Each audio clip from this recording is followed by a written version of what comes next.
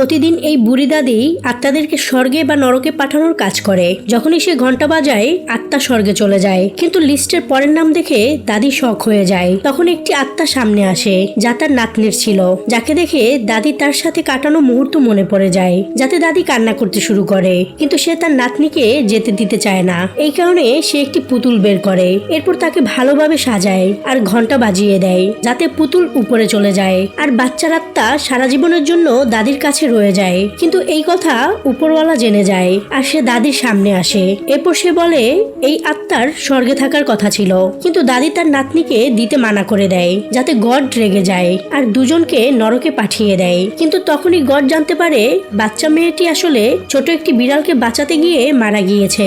এতে গডের তার উপরে দয়া হয় আর গড মেয়েটিকে আবারও জীবিত করে দেয়। কিন্তু দাদি সারা জীবনের জন্য নরকে বন্দী হয়ে যায়।